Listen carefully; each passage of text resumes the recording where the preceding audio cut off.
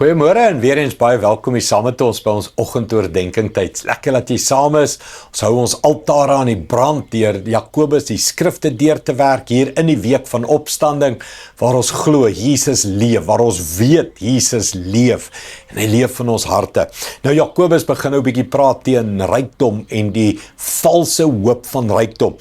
Maar hy fokus baie meer op hoe daai rykdom bekom is. Hoor wat sê hy Jakobus 5 vanaf vers 4 of hy sê kyk, die betaling van die arbeiders, wat julle lande afgeoes het, en wat julle van hulle teruggehou het, skree teen julle. En die krete van die wat geoes het die ore van die Here, die Almagtige bereik.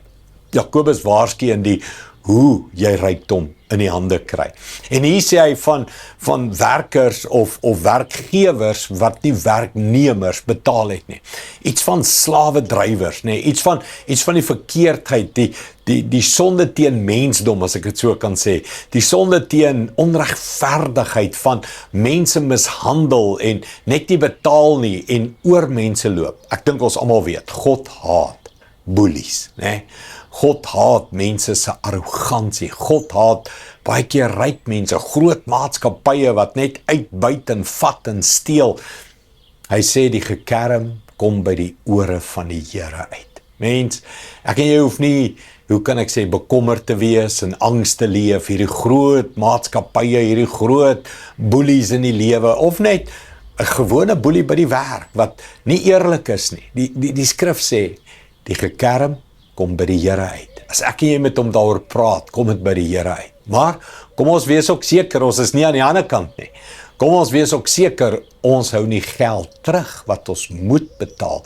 En ek dink nie net altyd geld nie, nee. Dis ook liefde, vriendelikheid, waardering, dankie sê. Dis ook tiende. Ek bedoel, baie mense kom kerk toe en hulle geniet alles by die kerk en hulle dra niks by nie. En daar's werkers by die kerk. Ja, jy kan ook, as jy jou tiende terughou, weghou, dan kan die werkers by die kerk, by die Here kerm en sê, ons werk, ons sien kinders, ons hou kinderkerk, ons doen musiek, ons besoek mense, ons beraad. En die werkgewer betaal nie. En die persoon wat die diens ontvang, gee niks nie. Mens, kom ons maak seker, geld skree nie in die hemel nie. My en jou geld skree nie in die hemel nie. Kom ons maak seker, ons geld, wat ook al dit is, daarbo in die hemel is dit word vir die regte goed gebruik. Dit word na die regte mense toegegee. Ons is vinnig om dit te betaal. Ons skuld niemand niks nie. Ons is op datum met ons tiende. As ons geld kan praat, sal dit sê hierdie persoon werk eerbaar met sy geld. Kom ons bid dit saam. Hemelse Vader, help ons om eerbaar met mammon te werk.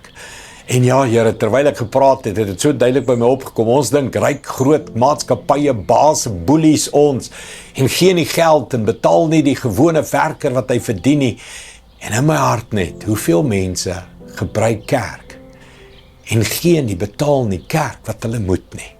Here, U het al harde woorde daaroor ook gepraat. Dat daar spys in my huis moet wees, dat daar geld in die kerk moet wees, dat almal wat geniet, almal wat hierdie oordenkings elke oggend geniet, almal wat saam groei geestelik, Here, wat dra jy by? Skree die werkers se stemme oor jou in die hemel? Help ons, Here, dat ons reg sal werk met geld. Dis my gebed, in Jesus naam. Amen. Dankie liewe vriende, sien jou weer môre. Trots geborg deur Evergreen Turf.